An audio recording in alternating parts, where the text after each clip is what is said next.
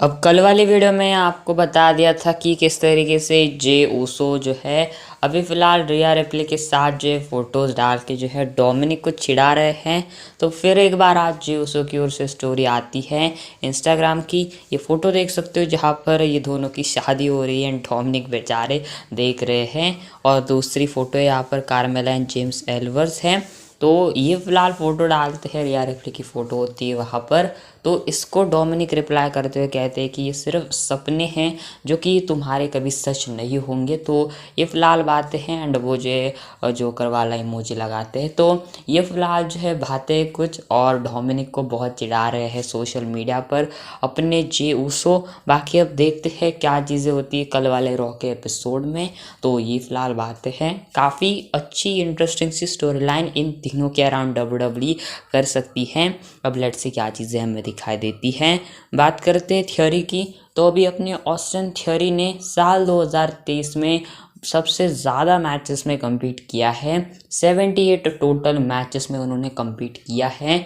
तो ये फ़िलहाल जो है काफ़ी तगड़ा कह सकते हैं अपने ऑस्टिन थियोरी का इस साल का माइलस्टोन है कि उन्होंने इस साल सबसे ज़्यादा अभी तक जो है 78 मैचेस के अंदर कम्पीट किया है। तो ये फ़िलहाल ऑस्टिन थियोरी के बारे में अपडेट है, और अपडेट नहीं, एक माइलस्टोन कह सकते हैं। अब देखते हैं ऑस्टिन थियोरी का फ्यूचर क्या होता है, और डेफिनेटली उनको डब्ल्यूडब्ल्यूई नेक्स्ट स्टार देखती है। तो अब देखते हैं, अभी फ़िलहाल तो बुकिंग थोड़ी सी उनकी जो है अच्छी नहीं हो रही, लेकिन उसके बाद कुछ टाइम बाद थियोरी का फिर एक बार पुश स्टार्ट हो सकता है।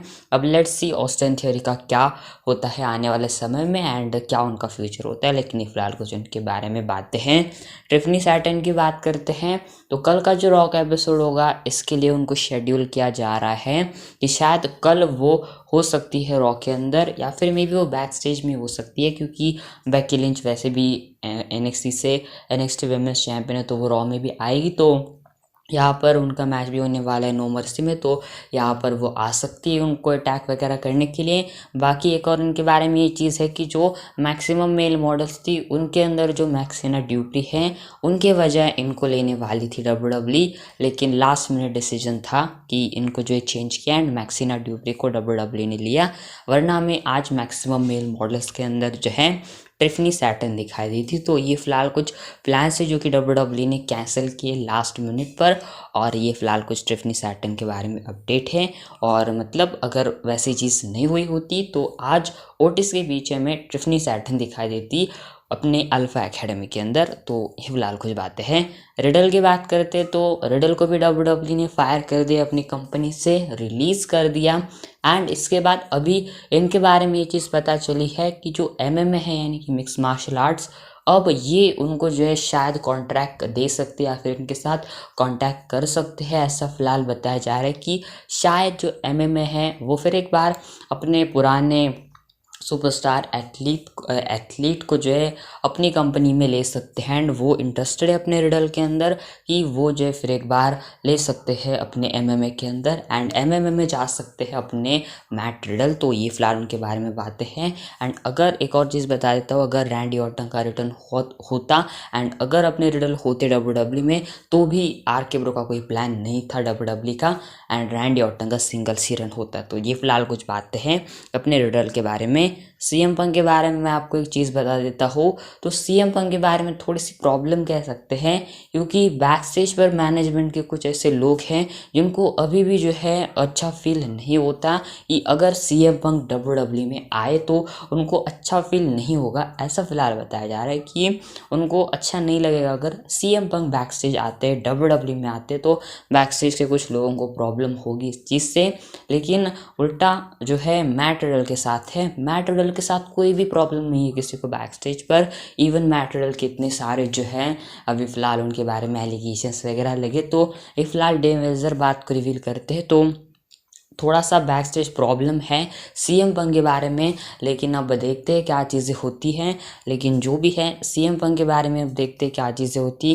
क्या वो शिकागो होता है सर्वाइवर सीरीज़ का अरीना, या फिर क्या वो रॉयल रंबल होता है, या फिर कौन सी वो प्लेस होती है जब सीएम पंक अपना डब्ल्यूडब्ल्यूई में फिर एक बार कमबैक हमें करते हुए दिखाई देते हैं। ये फिलहाल कुछ बातें हैं। एक और WWE ने कमाल की चीज़ करी, ट्रिब्यूट दिया अपने ब्रेव बैट को।